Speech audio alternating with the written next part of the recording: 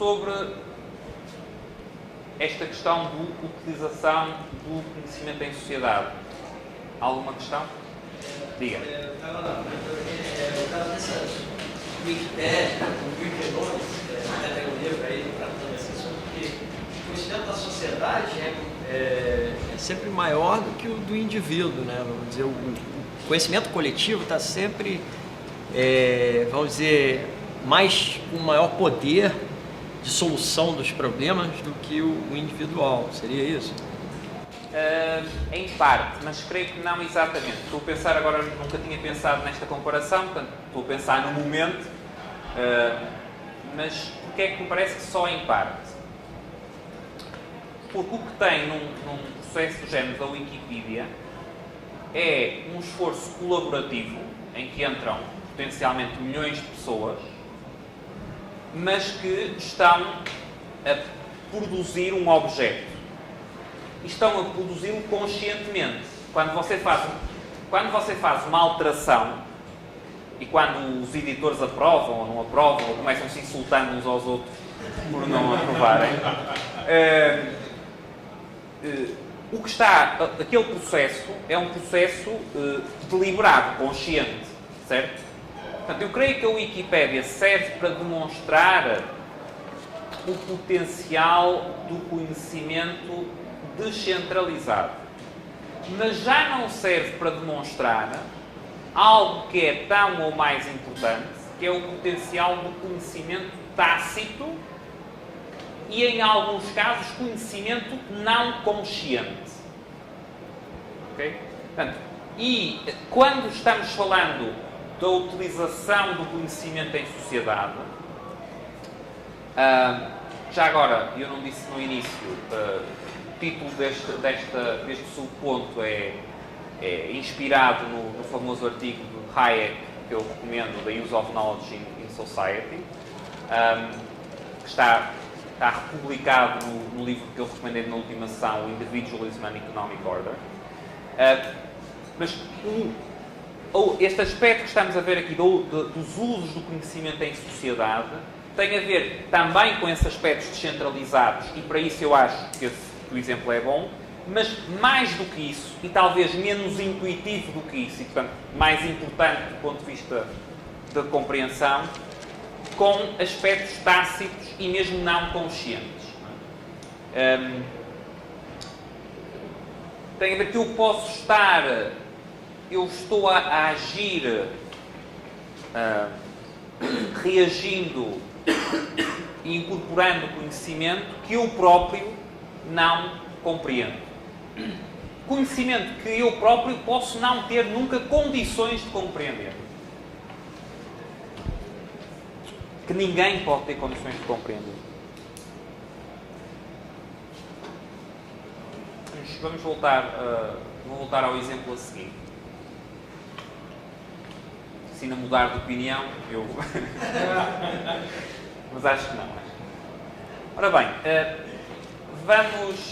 os nossos pontos finais da sessão de hoje têm a ver com o que decorre de tudo isto em termos da crítica ao positivismo em economia. Ou, como eu disse no início, talvez de forma mais geral fosse melhor dizer crítica ao positivismo nas ciências sociais.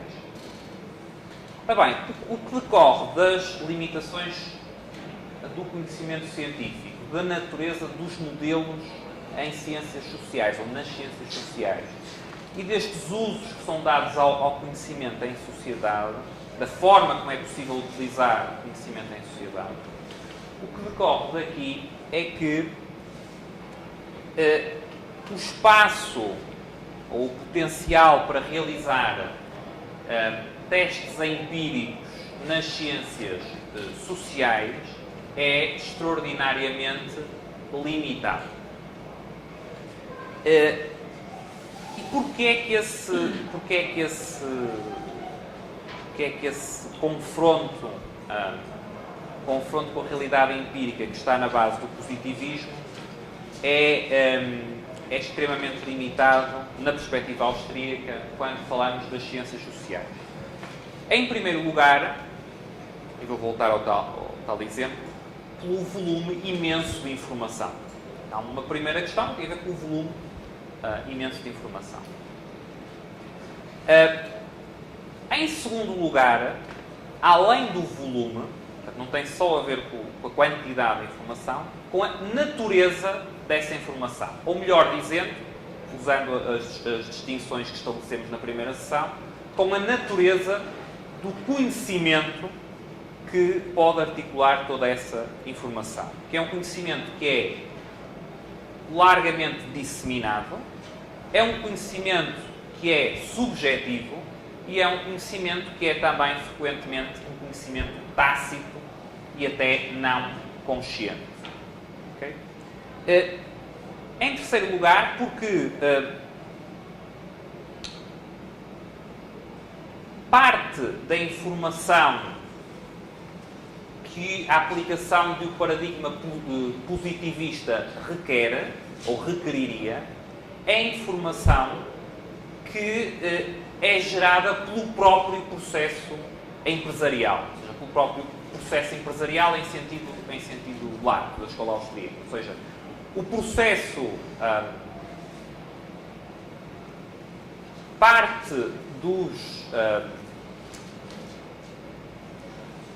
parte da informação requerida para qualquer teste empírico que fosse relevante em ciências sociais é informação que só existe pela operação real do processo empresarial. Isto tem a ver com... É uma aplicação da mesma razão pela qual eu não consigo prever eventos singulares. Certo? Ou seja, eu não posso prever eventos singulares porque parte da informação só existe, o futuro ainda não chegou, não é? Então, só existe no futuro, parte da informação imprescindível só existe no futuro. Pela mesma razão, qualquer teste empírico em ciências sociais não pode ser isolado de questões que são geradas pelo próprio processo. Depois, pela questão que já falamos na primeira parte, que um teste empírico implica eu observar fatos.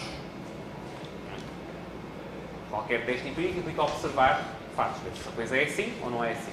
Ora, a natureza dos fatos em ciências sociais é, como já vimos, bastante mais complexa e não é algo que seja totalmente objetivo. Portanto, por todas estas razões, em ciências sociais, a tal confrontação empírica é algo que tem uma aplicação extremamente limitada. Ou melhor, na prática é muito feito, mas é feito ilegitimamente. Não é? A aplicação, o contributo real que pode vir daí é um contributo extremamente limitado. No caso do Hayek, e voltando a um outro livro que eu também já falei várias vezes, o Counter-Revolution of Science, que é onde o Hayek agrega a maior parte das críticas ao positivismo. O Hayek, em termos das críticas ao positivismo, centra muito a sua crítica primeiro na figura do Comte e depois numa série de figuras associadas à École Polytechnique. O livro os capítulos finais do livro são interessantes para quem quiser ter uma ideia da perspectiva histórica que ele tem sobre como é que este paradigma positivista se estendeu e se tornou popular nas ciências sociais. Há bastante discussão sobre o talvez excessivo destaque que Hayek atribui àqueles atores concretos. Mas um ponto que é independente, e sem discutir essa parte mais histórica e só ficando como indicação para quem tenha curiosidade de ler a narrativa, não é? Mas há um ponto nessa narrativa que é importante em termos de como é que o positivismo se implantou nas ciências sociais. E aí, de facto, o que se vê progressivamente, e o Hayek mostra bem isso, é que nas várias áreas, em termos de ciências sociais, isso está em parte associado até a pelo menos uma das correntes das quais nasce a sociologia, a própria disciplina da sociologia,